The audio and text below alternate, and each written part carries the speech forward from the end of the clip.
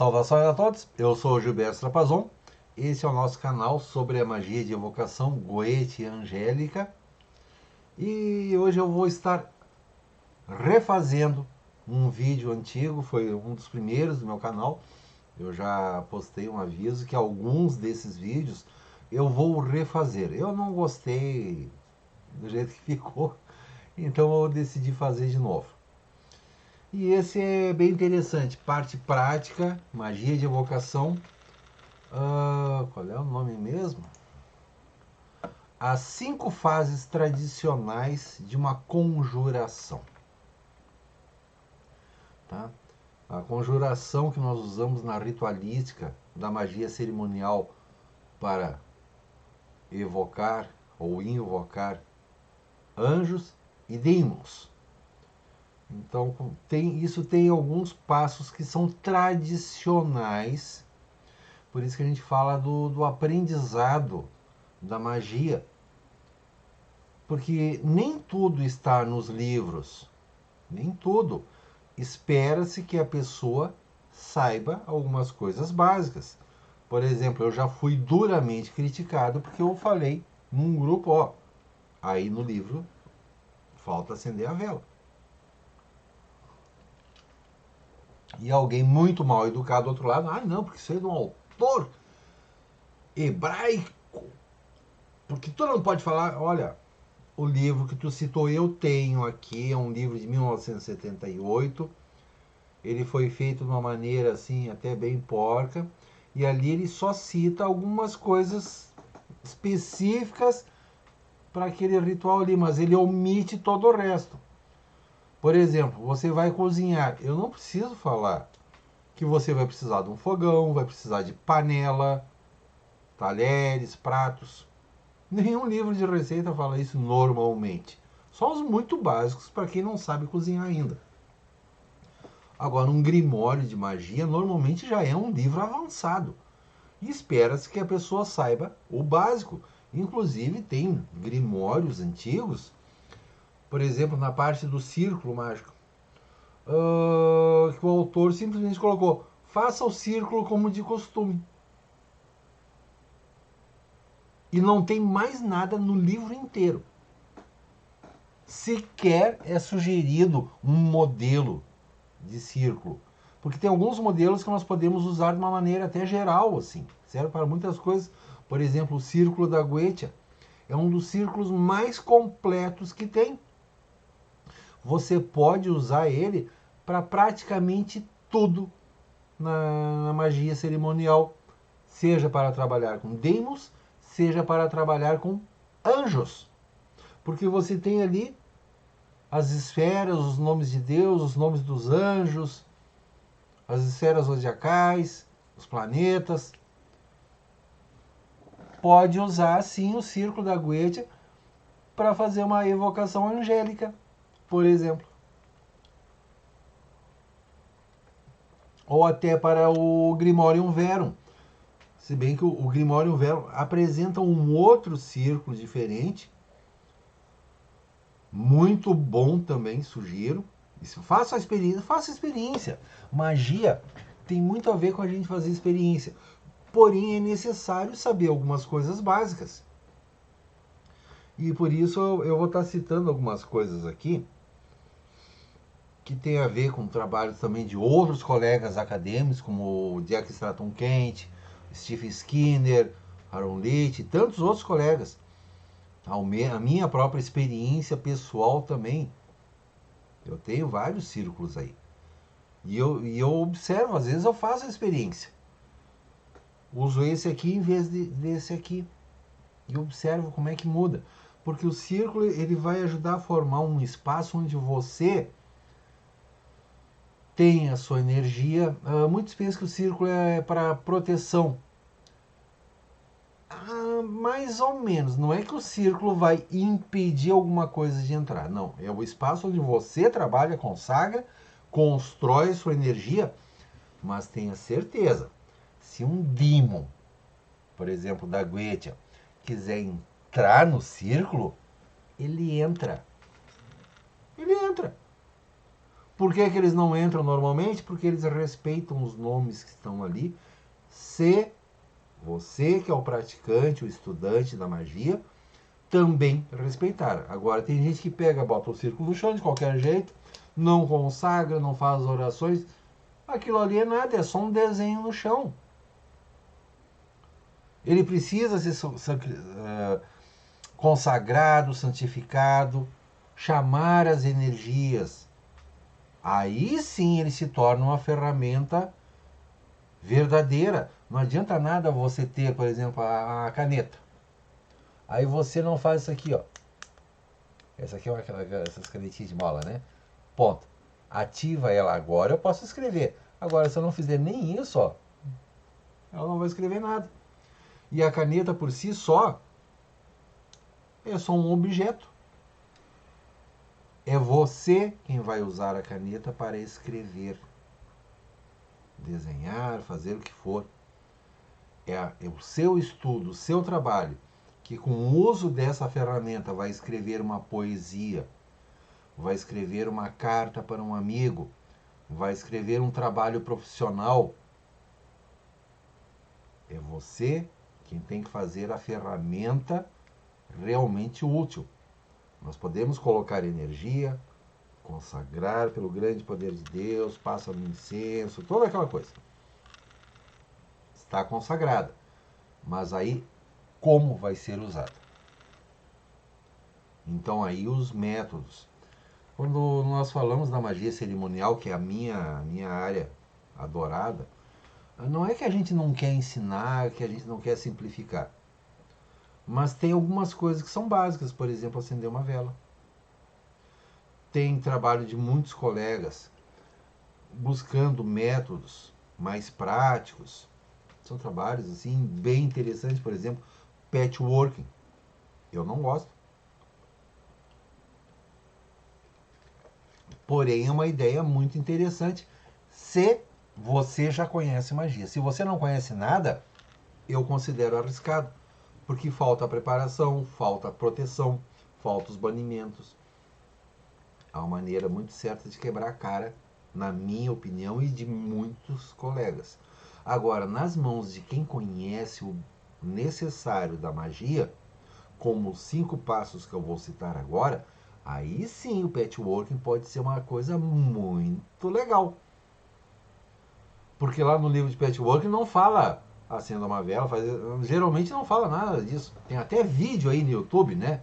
Tu bota o fone de ouvido e tu imagina que tu tá num campo florido, Lúcifer apareceu para você e você pede o que quer para ele e pronto, tá feito. Você imagina que chamou o espírito, imagina que a tal da coisa mental, né? Não. Se isso for feito, primeiro, você prepara o seu local, acende uma vela, faz um círculo de proteção, consagra o espaço. Aí a coisa começa a mudar de figura. Então tem ferramentas interessantes, modernas, trabalhos modernos. Por exemplo, o livro New Avatar Power, do Geoff Gray Cobb, já falecido, mas foi um dos grandes nomes da magia. E um dos caras que deu essa abertura nos anos 60 ainda, de métodos mais práticos. O New Avatar Power, que normalmente o apelido do livro é NAP, N-A-P, New Avatar Power, tem orações interessantíssimas, que eu já trabalhei muitas vezes, porém não da maneira que está no livro. Eu sempre vou fazer um círculo. Eu sempre vou acender uma vela. Vou fazer banimentos. Ah, mas no livro não fala que precisa. Eu sei que precisa. Eu sei cozinhar. Ninguém me falou que precisa lavar a panela, ligar o fogão. Eu sei que eu vou precisar de um fogão e vou precisar de panela. Isso é o básico de magia. Então tem coisas que são básicas na magia que a gente não fica repetindo o tempo todo. Mas são necessárias. O pessoal já quer começar com a guete, direto. Quer começar lá no 15º andar. Não sabe nem o básico. Que é uma oração, acender uma vela, saber um pouco sobre a magia natural, o trabalho com os elementos terra, fogo, água e ar, trabalho com perfumes, banhos, incensos, cristais. Tudo isso aí é necessário, tudo isso aí vai fazer parte. Só que cada vez que se escreve um novo livro, não vai se repetir isso aí tudo. E espera-se que você já saiba o mínimo. Agora a pessoa não sabe o básico. Eu tenho no meu site gilbertotrapazon.com.br/livros. Tem ali uma lista de sugestões de leitura. Inclusive alguns desses livros mais básicos eu cito. Ali é o básico. Tu quer aprender magia cerimonial, quer aprender magia em várias áreas, ali é praticamente o básico. E eu cito dúzias de livros que vão trazer esses necessários aprendizados básicos. Porque não adianta você já querer fazer uma grande conjuração de um grande espírito que é um grande resultado. Tu não vai conseguir porcaria nenhuma. Vai comprar cursinho aí que estão oferecendo. Goetia milagrosa, em 3 semanas tu já tá fazendo sozinho. Tu tá quebrando a cara sozinho. Se você já conhece o básico da magia, que nem eu citei agora, já tem experiência em oração, sabe quando usar uma vela, observar momentos, purificação do corpo, cuidar do seu próprio espaço. Pelo menos 1 ano assim, só para começar a ter uma ideia. 2 é melhor ainda. Aí tu vai começar a olhar a Goetia. Tu vai levar mais 1 ano, 2, para começar recém ter os primeiros resultados. A menos que você seja um estudante realmente dedicado, que tem alguns bons colegas aí que, meus parabéns, estão aí 5, 6 anos fazendo um trabalho fantástico, mas eles estão todo dia, estudam muito, fazem os métodos completos, pegam a coisa de uma ponta a outra, eles não estão buscando atalhos. Sempre que você busca um atalho, você perdeu um monte de coisas no caminho. Porque o atalho, em vez de você começar aqui e fazer a caminhada toda, não, a pessoa ela tá aqui, ela já quer. E o que tinha no meio aqui? Tu perdeu tudo. Quando você aprenda, quando você usa atalhos, você perdeu toda a magia. Perdeu tudo. Você não sabe como é que funcionam os ingredientes, como é que funcionam as ferramentas. Você não conhece os princípios. A magia tem uma parte teórica também. Existe toda a parte teórica. Né? Como é que a magia funciona. E tem várias maneiras. Não é só uma. Tem várias maneiras. Então é bom ter uma noção sobre isso aí. E aqui hoje eu vou comentar sobre fases tradicionais de um ritual de magia cerimonial. Tá? Então eu vou colocar 5 fases. Dependendo do autor, nós podemos ter 10 fases. Aliás, esses 5 passos aqui a gente já expande. É uma coisa bem condensada que eu vou colocar aqui. E vocês vão perceber que cada uma dessas fases pode ter muitas outras coisas dentro. Não é que isso seja o mínimo a fazer. São 5 áreas que envolvem um ritual desses maior. Então vamos começar. Primeiro, por que a gente usa esses rituais? Qual é a ideia que tem por trás disso?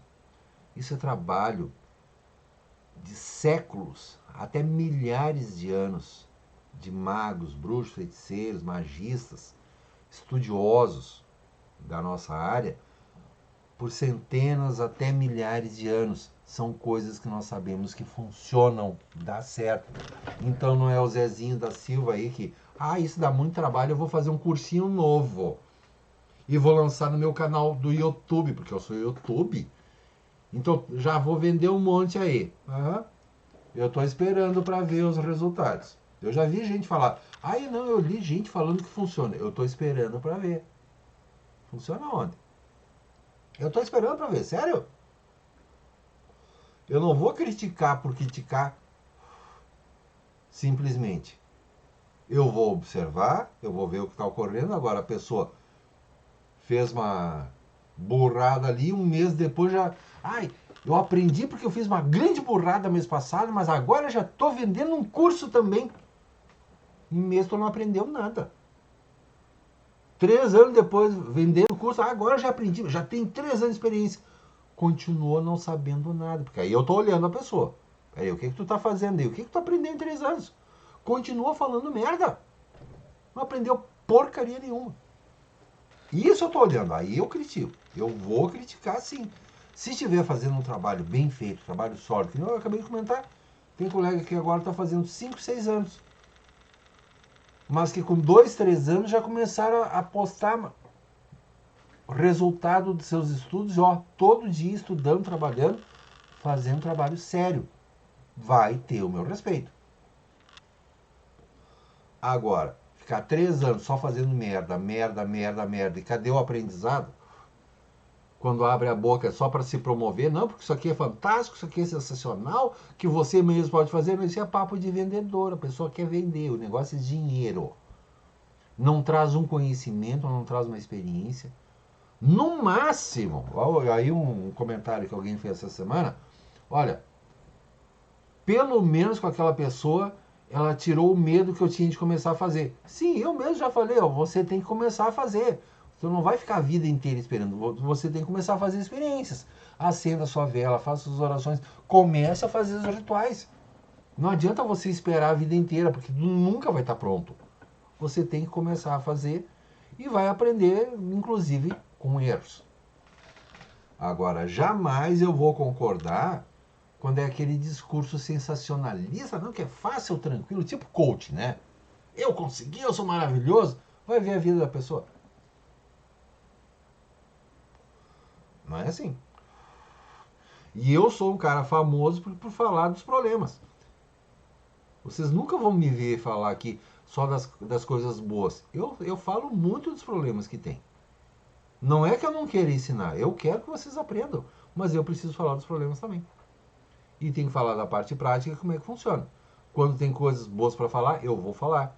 Mas quando tiver que falar de problema, eu vou falar também. Porque eu já passei por isso aí tudo.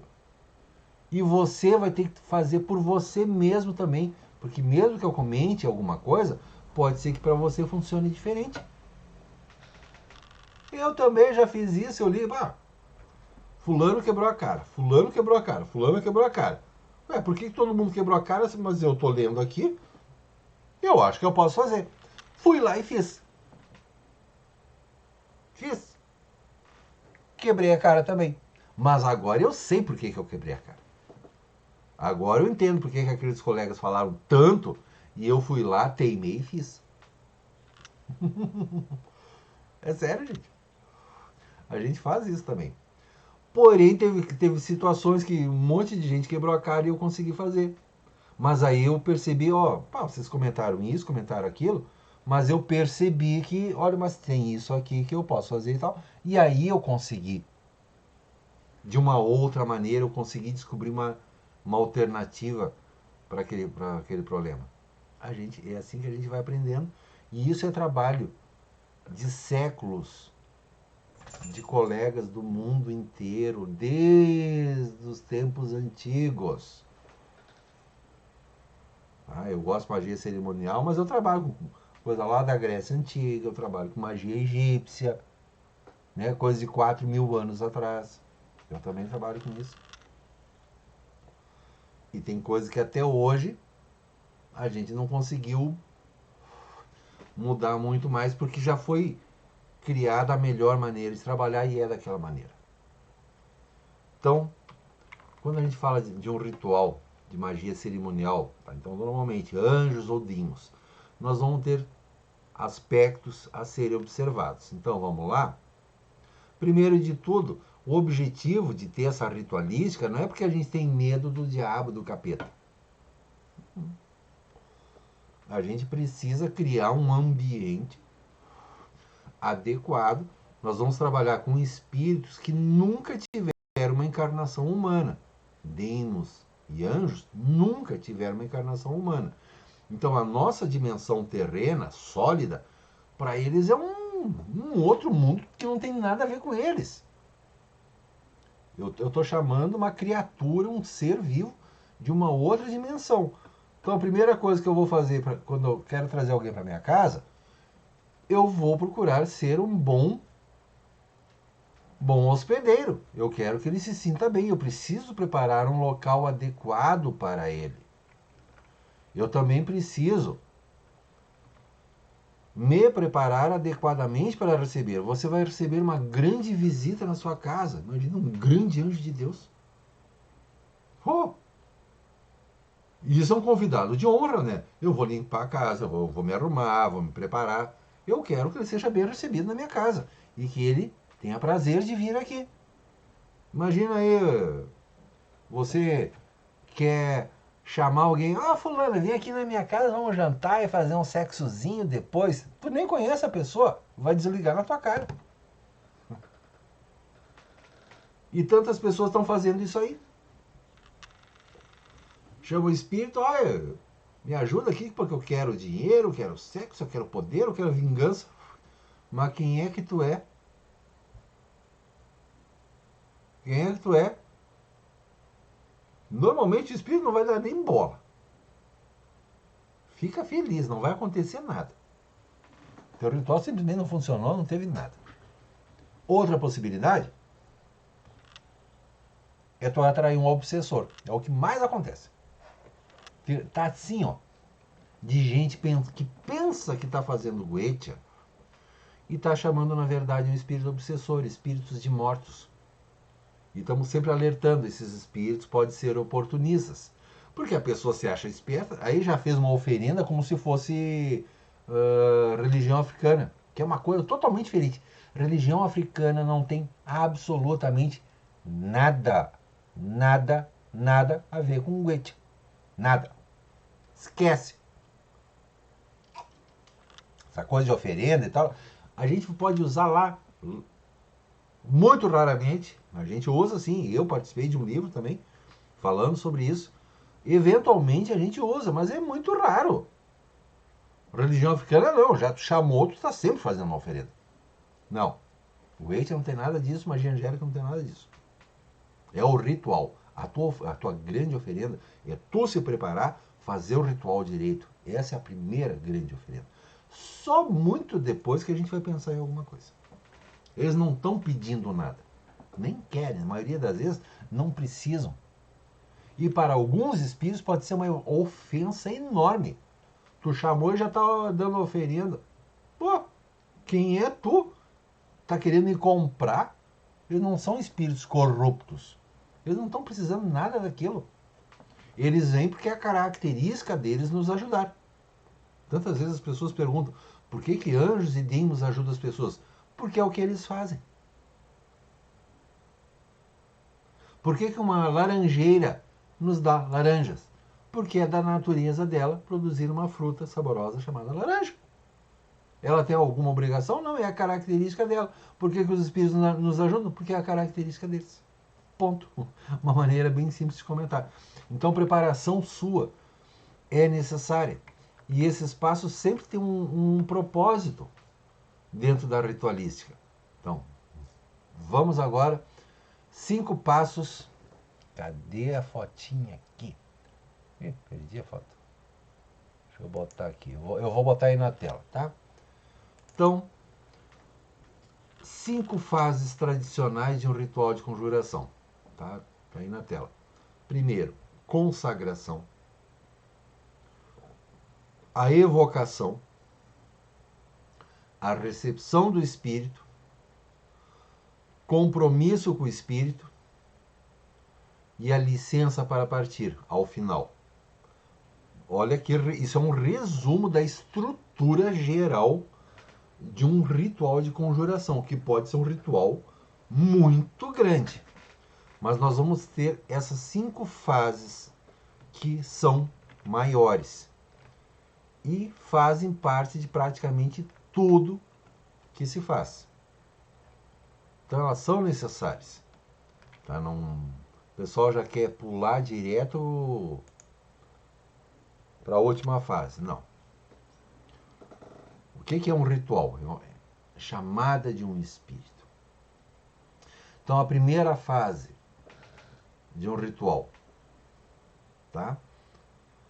E eu já estou pulando coisa aqui. Eu não estou falando de preparar a sala, não estou falando dos seus banhos, do trabalho que você vai ter preparando ferramentas, buscar tudo o que precisa. Não. O ritual está pronto, você já tem tudo o que precisa. Aqui eu vou estar falando do ritual em si. A sua sala está pronta, está tudo montado. Você já tem tudo o que precisa. Então, a parte prática mesmo. O ritual em si. Então, a primeira fase é a da consagração, que vai ter várias maneiras de fazer. Mas, normalmente, disso vai ter, primeiro, dedicar essa operação para Deus. Eu estou falando aqui, basicamente, magia salomônica. Dedicamos essa operação ao Deus, então vai ter uma frase, um chamado seu, evoca o grande poder de Deus, esteja conosco, tetragrama, toeixa. Dedicamos a Deus. Orações preliminares. O que são orações preliminares? São aquelas orações que vão preparar o ambiente, vão ajudar você a se ancorar, entrar num estado mais relaxado, que alguns chamam de entrar em gnose. Não é bem assim. Mas é você relaxar e entrar num estado mais meditativo. Algumas pessoas querem atalhar e fumar umzinho, tomar ayahuasca ou tomar um uísque. Não. Aí você está se drogando, você deixa de estar purificado. Não faça isso. O ritual ideal é que você esteja de corpo limpo. Então essas orações são para você estar mais centrado, elevar o seu espírito e a sua mente às energias maiores do universo. E aí, se ligando a Deus, que Ele é a primeira fonte primordial de tudo. É a sua primeira linha de defesa contra espíritos obsessores, contra energias intrusivas. Então, ligar-se ao Altíssimo. Dentro disso ainda, fazer os banimentos, que é quando a gente chama os espíritos guardiões, que pode ser anjos, pode ser outros, que vão trazer a sua energia e com isso afastar energias intrusivas também. As purificações, por exemplo, a água benta nas 4 direções. Alguns rituais nós vamos usar óleo, um óleo consagrado, né, um óleo santo, que vai ser passado também. Essa é a fase da consagração, quando você prepara o seu espaço. Dentro dessa fase de consagração, vai ter outras coisas também. Quando você acende a vela, consagrar a vela. Mas eu vou repetir. A maioria dos livros nem fala sobre a consagração da vela. Eu te conjuro, criatura de cera, que você seja uma luz para o nosso entendimento e nos proteja de todos os males e perigos, tanto do corpo quanto do espírito. É um exemplo. Estou consagrando a vela. No caso, eu estou falando de um exemplo onde eu tenho uma vela no meu altar. Eu tenho um altar dentro do círculo e ali eu tenho uma vela. Aquela vela eu consagro. Acender um incenso. Tá? Um dos livros, assim, o livro Magos, esse aqui é de 1801, é onde tem o ritual de Tritêmios. Mas aqui tem outras coisas também, porque não é só o de Tritêmios. Tem a conjuração dos dias para a chamada angélica. Várias conjurações clássicas que são feitas também, porque nós vamos acender a vela, nós vamos às vezes usar perfumes, vamos colocar incensos. Então tem a bênção dos perfumes, o exorcismo do fogo, no caso o braseiro de carvão onde a gente coloca, o incenso. Então aqui ele tem 2 pontos separados. Por exemplo, se você está usando aquele incenso de vareta, é direto o exorcismo do fogo. Agora, se você está usando braseiro de carvão e o incenso em separado para jogar em cima, é diferente, é separado. Primeiro consagra os perfumes que vão ser lançados no fogo, que é a bênção dos perfumes. acende o braseiro, faz ele ficar bonitinho, aí a consagração do fogo. E aí coloca o incenso em cima. Tudo isso está dentro daquela fase de consagração. A consagração das roupas, como se faz, por exemplo, na Guetia, mas também é usada no Epitameron e outros também. Aqui é citado, tá? Pelos poderes do Altíssimo eu consagro essas vestes para minha salvação, pelos nomes Ancor, Amacor, Amides, Teodones, Anitor. Isso vem do Epitameron, é usado na Guetia, mas nós usamos também em muitos outros. Simplesmente não é citado. Não é citado. A maioria absoluta dos grimórios nem fala da consagração das roupas. Gente, tudo isso aqui você faz. Tá? Qual é a época ideal? Tu vai trabalhar com espíritos do ar, que são a maioria. Exorcismo geral dos espíritos. É uma outra oração. Então a gente aprende isso. Então só porque no livro que tu está usando não fala, não quer dizer que não seja necessário. É necessário sim. E com o tempo a gente aprende. Quantas vezes eu comento o meu ritual da Guetia, tem no mínimo o triplo do que tem no Lemegeton. Porque eu faço isso aí tudo. Eu consagro o espaço, preparo, faço tudo. Consagração das velas, consagração do incenso, consagração do espaço, consagração da roupa. As orações a Deus, que ali só fala, faça uma oração a Deus dedicando sua operação. Mas que oração é essa? Ele até sugere o uso do Ars Notória, que faz parte do Lemegeton, mas podem ser outras também. Quando nós vamos chamar o poder do Altíssimo. Então tudo isso só na fase de consagração. O que é a consagração? É a preparação do espaço. Tu entrou dentro do círculo, consagra tudo, acende vela, acende incenso, preparou. Deus está comigo. Primeira fase. Tá? Eu estou resumindo. Só então a evocação. Que aí, quando a gente vai usar tudo que está preparado na fase anterior, a evocação do Espírito. E nem sempre é só uma evocação. Por exemplo, no caso dos anjos da Xemânforas, os 72 anjos de Deus. O meu ritual, antes, eu chamo o nome de Deus, o grande poder dele, tem uma oração só para ele. Tem 2 outros anjos que eu chamo.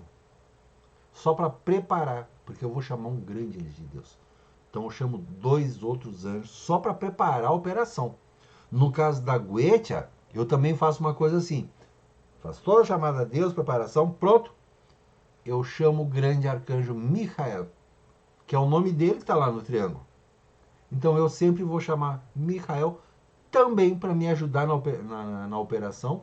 Peço para ele fortalecer meu círculo, peço para ele me proteger os meus cachorrinhos, a minha casa, a minha vizinhança. Eu estou sempre falando, peça por toda a vizinhança, mesmo que teu vizinho seja o pior do mundo. Se der problema na casa dele, pode dar problema na tua. Então é melhor que ele esteja protegido e não vai te incomodar. Então veja que a gente precisa de toda a ajuda necessária. Isso na consagração. Aí eu chego na evocação. Segunda fase, evocação do Espírito, que aí vai ter um método sugerido de acordo com o Grimório. Mas aí você já está relaxado, está no estado meditativo, tem a presença do Santo Deus Pai com você, todo o ambiente já foi consagrado, você preparou todas as energias, todas as luzes estão acesas. Aí que vem a fase da evocação. Aí, de acordo com cada sistema, seja a Guetia, seja a Angélica, vai ter uma chamada específica de acordo com o tipo de espírito. E eu sou sempre da opinião que essa chamada seja respeitosa. Porque tem aquela coisa assim dos tempos antigos de ameaçar espírito. Olha, se o espírito não quer vir, eu também não quero. Não quer vir de boa? Olha, encerra, tá tudo bem, a operação não vai funcionar. fica em paz, se retire. Eu fecho tudo, banimento, limpeza, fecho tudo. Nunca interrompa simplesmente o ritual. Não, você tem que levar ele até o fim. Seja o que for que aconteça. Porque o espírito pode não querer vir, mas um espírito obsessor vai aproveitar que você abriu todas as luzes, está tudo pronto, algum obsessor aparece. Não, depois você tem que fechar tudo. Então, se o espírito não quer vir, principalmente no caso de demons, ele não quer vir por algum motivo. Então não perca tempo tentando forçar a presença dele. Não perca. Nós, eu e muitos colegas ao redor do mundo, somos da opinião do tratamento respeitoso. Hoje ele não quer vir. Ele não quer vir. E geralmente até tem uma indicação bem clara, que ele não... Nesse caso aí não vou atender. Então tá, se retire em paz, volta ao seu local de origem. Porque pode ser que aquele caso realmente não era para ele. Só que daqui a alguns meses você vai ter uma outra situação com esse mesmo espírito, e aí ele vem na boa. Na boa. Eu já tive isso quantas vezes, gente? Certa vez o espírito não queria vir, tá, não forcei. Tempo depois, quando eu precisei de novo daqui, pô, mas isso aqui é uma situação para ele. E olha, eu tô sempre falando, eu olho o tarô, pô, não, o espírito indicado é esse mesmo. Tem possibilidade de chamar? Tem. Não quer dizer que ele vai vir, mas tem possibilidade de chamar. Tempos depois eu precisei daquele espírito. Ele vai lembrar de mim. Não. Eu fui respeitoso com ele. Porque pode ser que hoje não era para ele, mas na próxima vez, se tu tratou respeitosamente, tu tem uma chance muito melhor. É assim que a gente vai criando relacionamentos com os espíritos, tratamento respeitoso. E eu não tô abaixando a cabeça, eu não tô fazendo barganha, dando comida, bebida, comprando o espírito. Tem espírito que tu compra. Não, eu não tô comprando. Se ele quiser vir, que venha em paz. E vamos trabalhar em paz. É assim que a gente cria relacionamento. Então a fase da evocação é justamente quando nós estamos com toda essa energia que nós preparamos do ritual, o poder da majestade divina do Santo Deus Pai, porque nós precisamos disso. Os Fornaguete é também o poder dos anjos, que eles vão ajudar a preparar a operação. Eles não estão ali para forçar o espírito a vir. Não, eles estão ajudando a preparar o ambiente. Eles estão dentro do círculo com você. O anjo está dentro do círculo. Ele não vai lá pegar o demon pelo pescoço. Não, ele está simplesmente fortalecendo a tua energia, te protegendo e que você tenha maior autoridade. Demon veio? Maravilha! Beleza. Aí você vai aprendendo a trabalhar. Isso é a fase de evocação. Então a evocação, na minha opinião, sempre é respeitosa, mas sem baixar a cabeça. Eu não baixo a cabeça para espírito nenhum. Eu me rendo a Deus. Só. E nenhum outro. Então a evocação é justamente toda essa parte de chamado, porque nós tenhamos a energia, tá, nos ajudando. Feito isso, a recepção do espírito, quando ele chega. Mas eu não tenho evidência, eu não enxergo. A maioria das pessoas não tem evidência. Aí ficam, mexe a chama da vela, mexe a fumacinha do incenso. Esquece, é palhaçada. Tu acha que tu vai chamar um grande rei, um grande duque, um grande espírito, um grande anjo, e ele vai fazer show de circo mexendo fumacinha de incenso? Isso é bobagem, gente. É a maior bobagem, é uma ofensa. Isso é uma ofensa. Ó, faz aí, dá uma de macaquinho de circo e faz a fumacinha mexer. Não. Você pode sim pedir. Você que está presente, por favor, se possível, nos dê um sinal da sua presença. Que nem sempre é necessário. Porque não quer dizer que o espírito vai aparecer na tua frente. Essa coisa de manifestação visual. Outro dia mesmo uma pessoa me escreveu, assustado até hoje. Ele teve uma manifestação visual Ele tá até agora assim, gente, o que eu vi era de verdade, o que eu vi era de verdade. Porque isso não é que nem você ver um filme na televisão, gente. De repente tu tem algo na tua frente assim que, uau! E nem sempre é uma coisa tão bonitinha. Eles podem ter umas aparências muito estranhas. E aquilo é muito real na tua frente. Aí tu, uau! Eu já tive mais de um relatório, mais de um relato desse tipo, assim, da pessoa falar. Ficou berço, tá? Eu sei o que eu já vi na minha frente também, gente. Olha, tu fica. Mas tantas vezes tu vai ter uma intuição, uma percepção. Às vezes tem sons completamente assim, estranhos dentro da sua sala. A temperatura muda.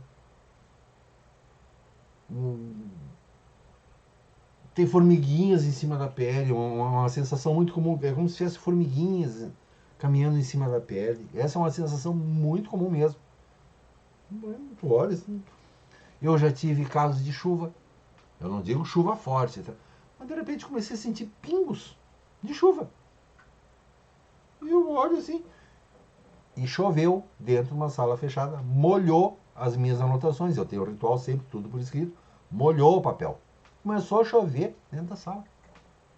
Não era uma chuva, uma pinguinhos assim. Tudo, uau! Certos espíritos para trazer sons. De repente algum inseto assim que era impossível ter entrado por algum lugar aparece. Às vezes pode ter algumas coisas maiores assim. Então, com o tempo, a gente vai aprender a desenvolver a intuição e perceber. Mas se você não percebe nada, você fez toda a conjuração certinho? Fez? Faça de conta que o espírito está ali. Não percebeu nada? Faz de conta que ele está ali. Na maioria das vezes, ele está presente. Anjos, por exemplo, é comum tu sentir um perfume. Mesmo tu tá com incenso aceso, não, aí tu sente um perfume que não tem nada a ver com aquilo. Perfume totalmente diferente. Com anjo é muito comum isso também. Mas de maneira geral a gente segue, faz de conta que o espírito está ali. Tá? Então aí a terceira fase, que é a da recepção do espírito. Tu percebe que tem alguma coisa acontecendo. E às vezes até durante a evocação, principalmente quando são espíritos que a gente já tem experiência em trabalhar, alguns podem já chegar logo de cara e reclamar. Já aconteceu quantas vezes comigo? Ah, eu já estou aqui. Não, mas eu quero fazer o ritual todo em sua homenagem. Ah, tá, então eu espero. Já me aconteceu. Primeira frase do espírito já está ali. Por quê? Porque eram espíritos que eu já trabalho há muitos anos. Então, às vezes, eles vêm. Mas eles já sabem que eu gosto de fazer o ritual completo sempre. Então, a recepção dele, percebeu? Nos textos antigos é falado sobre, às vezes, até fazer um teste para saber se é verdadeiramente aquele espírito. Como é que você vai testar? Né? Uma das sugestões dos textos antigos é perguntar quem é você, qual é o seu nome. Ora, se for um obsessor, ele vai falar o que tu quer ouvir e azar. Então, por isso que a gente precisa se desenvolver, ter uma percepção, se é aquele espírito mesmo, ter a sua intuição. Porque, na verdade, não tem, a gente nunca tem muita certeza, não. Não tem muito. Só depois do ritual eu vou fazer um tarô para confirmar. Era ele mesmo e tal. Eu achei que fosse, pela percepção que eu tive e tal. Eu acho que era ele que estava ali. Então a gente faz a recepção. A recepção o que, que é? Cumprimentar o espírito, né? Seja bem-vindo a esse ritual, eu te saúdo, considere a retidão das minhas intenções. E aí a gente já está percebendo como é que a intenção dele, porque nem sempre eles chegam mansinhos, né? Tem vários relatos aí. Às vezes eles podem chegar meio nervosos, tem espíritos que são nervosos, na Goethe é comum. Então, às vezes ele chega meio nervoso, tu tem que comandar ele para ir para dentro do triângulo, né? Porque ele pode chegar em qualquer lugar. Não, por favor, eu quero que você. Não é por favor, eu quero que você fique dentro do triângulo da arte, assim, assado, vou dar minhas primeiras instruções. Aí sim, seja bem-vindo e tal. Saúdo o espírito e eu já tenho a primeira impressão de como é que ele está disposto a trabalhar comigo. Quarta fase, apresentar o que você quer e ter o compromisso do espírito. Olha, é a minha vontade, eu quero que você faça. Tu não está pedindo, olha, por favor, tu pode me ajudar. Não, eu quero que tu faça tal coisa. E aí começa a negociação. Principalmente na Goetia. Goetia é uma negociação política. Olha, gente, esqueça. O pessoal às vezes fala dos resultados. Muito raramente tu vai ter o que tu pediu exatamente. Vai ter uma coisa parecida. É sempre uma negociação. Olha, eu quero que tu faça tal coisa. Não, eu posso fazer tal coisa, mas dessa maneira. Mas eu gostaria dessa. Não, mas eu posso fazer isso aqui. Isso aí que tu está pedindo para fazer, não dá para fazer. E aí a gente começa a negociar. E tantas vezes vai te mostrar até, ó, o que tu está pedindo dessa maneira não dá. Mas eu posso fazer tal coisa. Então a gente vai negociar o que ele pode fazer. Segundo, se ele aceita fazer.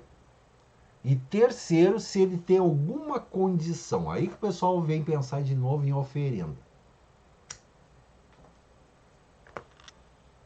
Nem sempre eles querem uma oferenda. Às vezes eles querem que você faça algo que vai ajudar no trabalho deles. Esse espírito ele pode estar trabalhando aqui no mundo inteiro, até na sua cidade. Aí você vai fazer alguma coisa no mundo que também vai ajudar o trabalho dele, seja o que for. Antes de pensar a oferenda, uma coisa que eu aprendi já faz muito tempo, eu acho muito válido. E tantos deles aceitam também.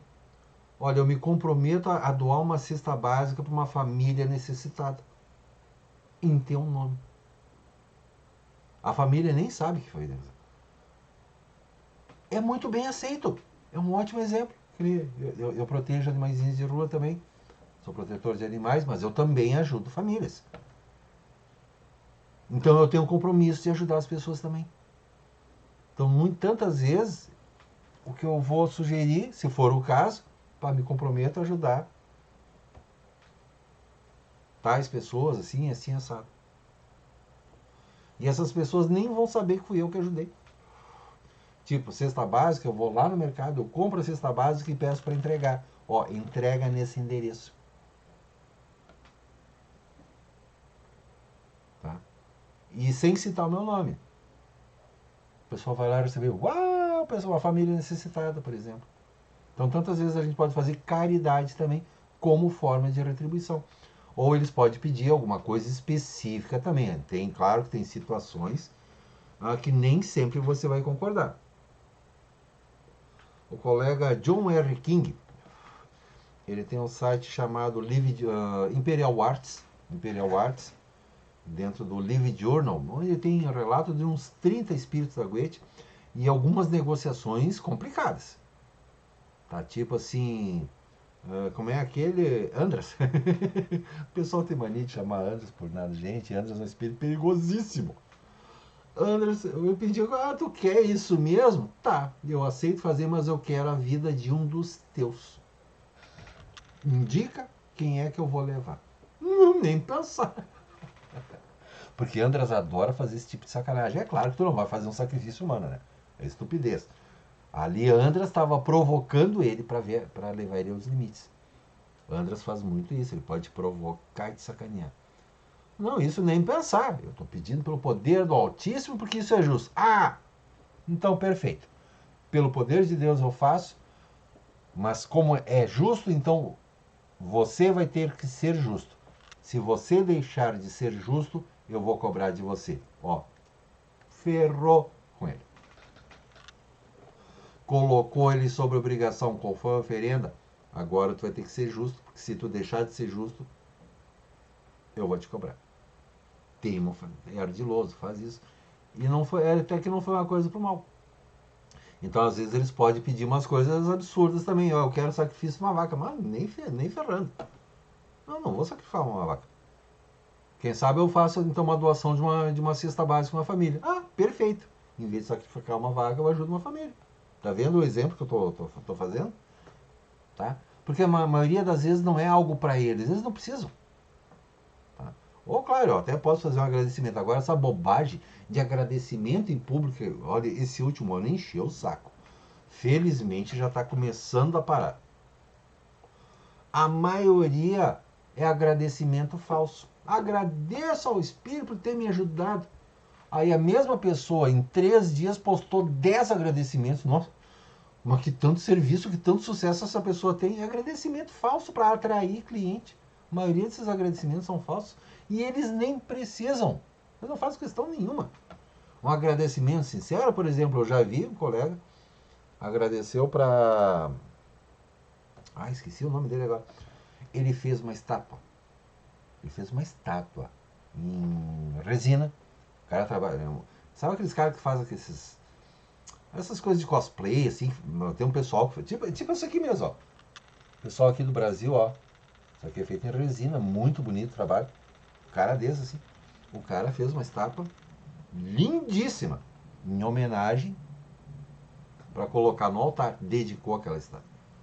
Mas foi um serviço grande.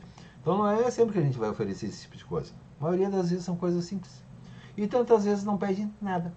Na maioria das vezes que eu trabalho com eles, eles não me pedem nada. Porque eu já estou trabalhando essa estrutura toda. Mas se eu consigo o que eu quero, eu também tenho o costume. Teve resultado? Eu vou lá, acendo uma vela, chamo o Espírito. Muito obrigado. É uma das palavras mais importantes do Espírito, para lidar com espíritos. Muito obrigado. Aprenda isso na magia. Um sincero obrigado, sincero. Não é para fisgar cliente. Não é para se promover em qualquer... Não. Eu fiz ali dentro da sala do templo, ninguém sabe, só eu e o Espírito. Muito obrigado, sincero. É uma grande coisa. Então essa é a quarta fase, né? Quando a gente tem o compromisso com o Espírito.